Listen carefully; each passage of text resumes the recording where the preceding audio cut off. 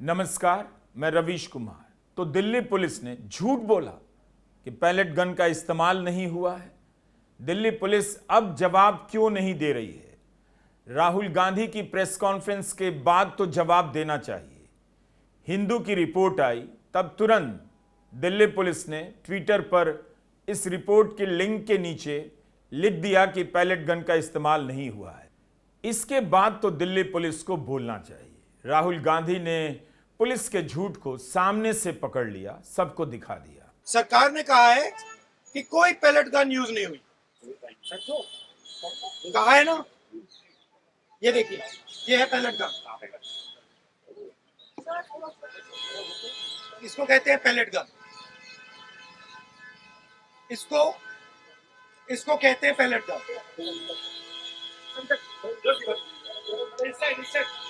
ठीक है। और इनकी आंख डैमेज हो गई है, इनकी आंख से इनको दिखाई नहीं दे रहा है। तो ये हमारे फ्यूचर है हिंदुस्तान।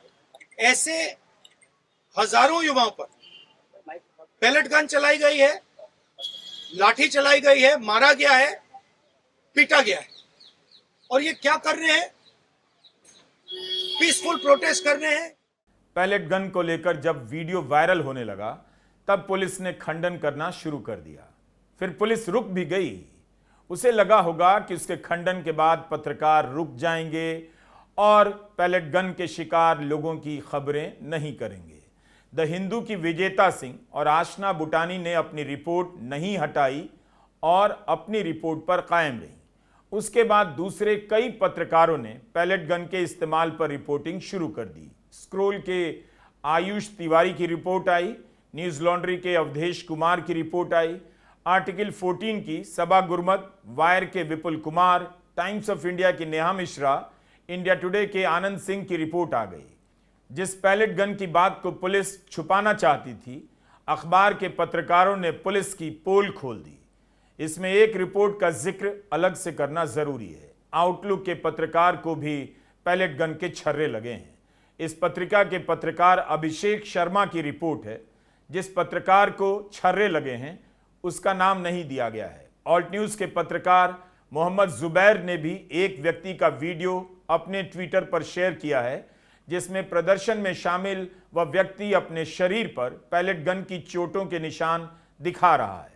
तो इन अलग अलग रिपोर्ट से कुल 4 लोगों का पता चलता है जिन्हें पैलेट गन के छर्रे लगे हैं। इसके अलावा सचिन गुप्ता जैसे कई स्वतंत्र पत्रकारों ने भी पैलेट गन को लेकर रिपोर्ट किया है। अखबार में खबरें छपने लगी तो पुलिस ने खंडन करना छोड़ दिया। सीआरपीएफ का बयान आया कि उन मीडिया रिपोर्ट की पुष्टि की जा रही है जिनमें दावा किया गया कि रैपिड एक्शन फोर्स ने पैलेट गन का इस्तेमाल किया है। क्या सीआरपीएफ को इस बात की जानकारी नहीं रही होगी कि उनके जवान ड्यूटी पर जा रहे हैं तो पैलेट गन के साथ जा रहे हैं? दिल्ली पुलिस कह रही है कि उसने पैलेट गन का इस्तेमाल नहीं किया, तो आदेश किसने दिया इसकी भी जानकारी नहीं है। इस पर विजेता सिंह ने सवाल किया है कि आपने जिस रैपिड एक्शन फोर्स को बुलाया है, पैलेट गन उसके गियर का हिस्सा है। क्या इस तरह के फैक्ट चेक से दिल्ली पुलिस बचकर निकल जाना चाहती है? क्यों नहीं सच्चाई का सामना कर रही है? द हिंदू ने 24 जुलाई के फ्रंट पेज पर इस खबर को छापा। दिल्ली पुलिस और केंद्र सरकार छात्रों पर बल प्रयोग के मामले पर चुप है। 3 दिनों से प्रदर्शनकारियों पर अत्यधिक बल प्रयोग के वीडियो वायरल हैं। अभी तक दिल्ली पुलिस या गृह मंत्रालय ने अपना पक्ष साफ नहीं किया है कि ऐसा क्यों हुआ और किसके इशारे पर हुआ। यह तस्वीर सिडनी में हुए प्रदर्शन की है। सिडनी से लेकर वैंकूवर तक में छात्र और भारतीय मूल के लोग प्रदर्शन कर रहे हैं। पुलिस को आगे करता है, पुलिस को आगे करता है, जिंदाबाद, जिंदाबाद, जिंदाबाद। लेकिन यहां दिल्ली में बात इसी पर अटकी है कि पैलेट गन चला है या नहीं। दिल्ली पुलिस ने कहा है दिल्ली पुलिस ने पैलेट गन का इस्तेमाल नहीं किया, तो फिर किया किसने? आरटीआई कार्यकर्ता अंजलि भारद्वाज ने ट्वीट किया है कि पैलेट गन चलाने के 4 दिन बाद भी आरएएफ अभी तक मीडिया रिपोर्ट वेरीफाई कर रही है, यह शर्मनाक है। अभी तक गृह मंत्री या पुलिस कमिश्नर ने इस बारे में कोई प्रेस कॉन्फ्रेंस नहीं की कि कितने लोग घायल हुए, उन्हें कैसी चोटें आई हैं और किन मामलों में एफआईआर दर्ज हुई है। सरकार हर कदम पर पारदर्शिता और जवाबदेही से बच रही है। पत्रकार सुशांत सिंह ने जानकारी दी है कि हर फोर्स के पास उसके एम्यूनिशन का पूरा हिसाब होता है कि किस जवान को क्या हथियार दिया गया है, किस तरह की गोली दी गई है। आरएएफ की यूनिट और सीआरपीएफ के डीजी को इस बात की पूरी जानकारी है कि किस जवान ने किसके आदेश पर पैलेट गन चलाई है। जानकारी इसलिए नहीं छिपाई जा रही क्योंकि पता नहीं है, इसीलिए छिपाई जा रही है क्योंकि प्रधानमंत्री मोदी यही करते हैं। मीडिया से यह खबर गायब होने लगी थी, लेकिन इतनी गंभीर खबर है कि गायब होनी भी नहीं चाहिए। अगर गोदी चैनल इसी को लेकर दिल्ली पुलिस और गृहमंत्री अमित शाह से सवाल करते कि बच्चों पर पैलेट गन चलाने की क्या जरूरत थी, किसके आदेश से यह किया गया। पैलेट गन जब चलता है उसके छर्रे से आंखों की रोशनी चली जाती है, जान तक जाती है। एक तरह से यह गोली चलाने के जैसा ही है। तो सरकार को झूठ बोलना बंद करना पड़ेगा। राहुल गांधी यहां जो कर रहे हैं, एक तरह से अखबार में छपकर भुला दी गई खबर को साक्षात खड़ा कर रहे हैं, उसे फिर से चर्चा में ला रहे हैं। जो खबर अखबार के किसी कोने में एक बार छपी, उसे इस तरह से सबके सामने खड़े कर रहे हैं, उन चैनलों के पत्रकारों के सामने जिन्होंने अपनी तरफ से इतनी सीरियस बात की पड़ताल नहीं की होगी। राहुल गांधी ऐसा कर दिल्ली पुलिस, गृहमंत्री अमित शाह को भी चैलेंज करते हैं, उनकी चुप्पी को चुनौती देते हैं कि मैं नेता प्रतिपक्ष के नाते पैलेट गन के सबूत आपके सामने रख रहा हूं, अब जवाब दे सकते हैं तो दीजिए। क्या आप गोदी मीडिया या मीडिया इस बात को लेकर सरकार से सवाल करेगा कि बच्चों के लिए पैलेट गन का इस्तेमाल करने का आदेश किसका था? अगर उनकी आंखों की रोशनी चली जाती तो इसकी जवाबदेही किसी की तय तो होनी चाहिए। इसको कहते हैं पैलेट गन, इसको कहते हैं पैलेट गन।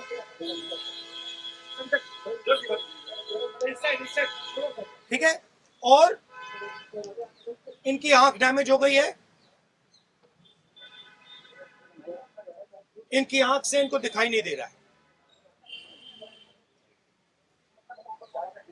तो ये हमारे फ्यूचर है हिंदुस्तान।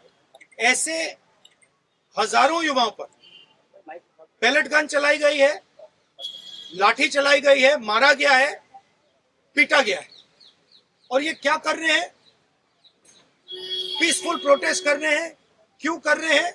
इनका पेपर लीक हुआ है।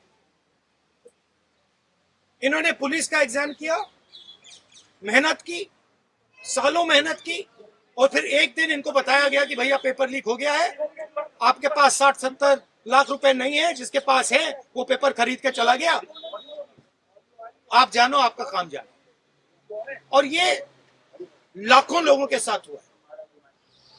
इनके माता पिता ने मेहनत के पैसे से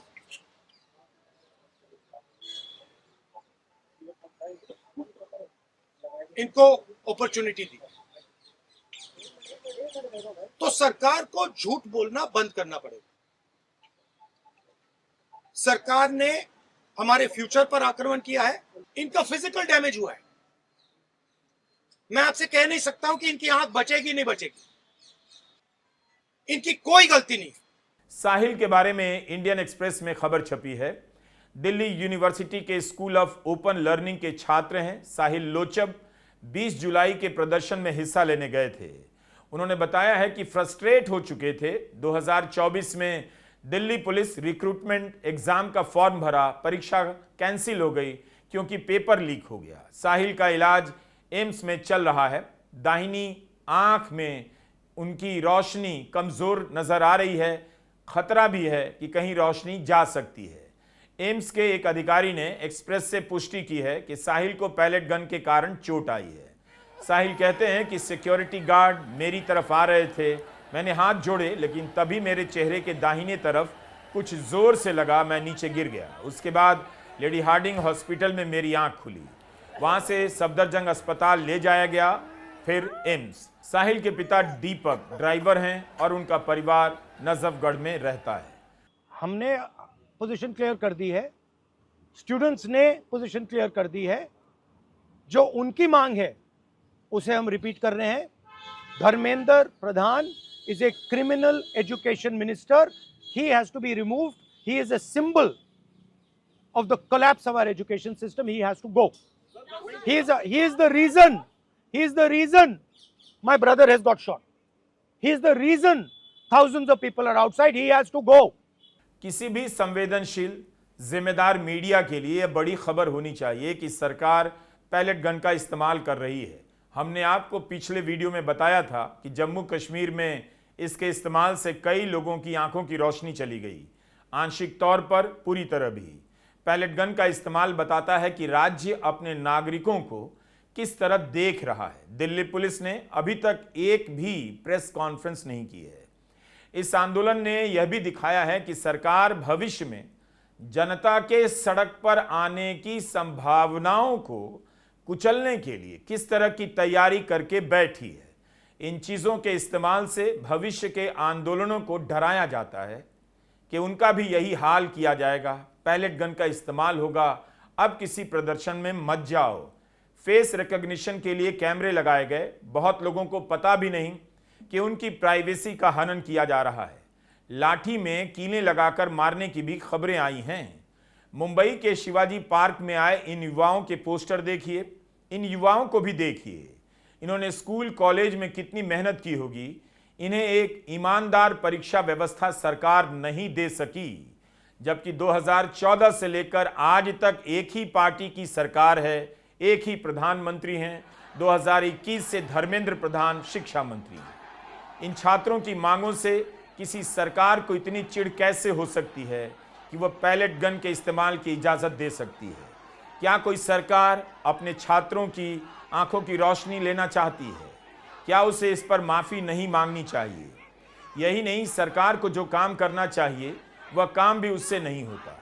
जिस परीक्षा के आयोजन का काम नेशनल टेस्टिंग एजेंसी का है, उसमें 39 मंजूर पदों में से 15 खाली। आप सोचिए यह संस्था कैसे काम करती होगी।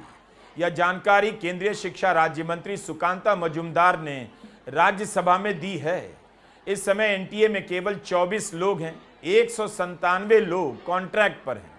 यही अपने आप में बता रहा है कि सरकार परीक्षा को लेकर कितनी लापरवाह है। 20 लाख से अधिक छात्र नीट यूजी की परीक्षा में शामिल होते हैं।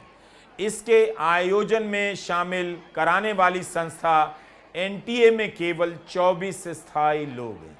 जमाने बाद जनता शिक्षा के मुद्दे पर सड़कों पर उतरी है।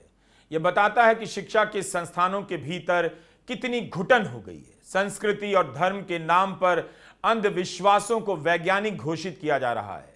पढ़ाई लिखाई की दुनिया औसत की दिशा में लौट रही है। हर व्यक्ति देख रहा है शिक्षा जो सबको मौका देती थी आगे बढ़ने का, सबको पीछे धकेलने का जरिया बनती जा रही है। मोदी सरकार के दौर में शिक्षण संस्थानों को जिस तरह से चलाया जा रहा है, अब उसे लेकर बहस होने लगी है। यही कारण है कि लोग मौके के इंतजार में हैं कि कम से कम स्कूल और कॉलेज किसी भी राजनीति के खिलाफ, किसी भी सरकार के खिलाफ सोचने के लिए जगह बन सकें, आज़ाद हो सकें। यह क्यों ज़रूरी है? क्योंकि जब तक आप दूसरी दिशा में नहीं जाते, अलग तरीके से नहीं सोचते, सरकार की राजनीति से अलग हटकर नहीं कहते, आप कुछ नया नहीं रच पाते हैं। भारत की यूनिवर्सिटी अतीत के गौरव गान की कार्यशाला बनकर रह गई है। उसके पास भविष्य का सपना नहीं बचा। नमस्कार, मैं रवीश कुमार।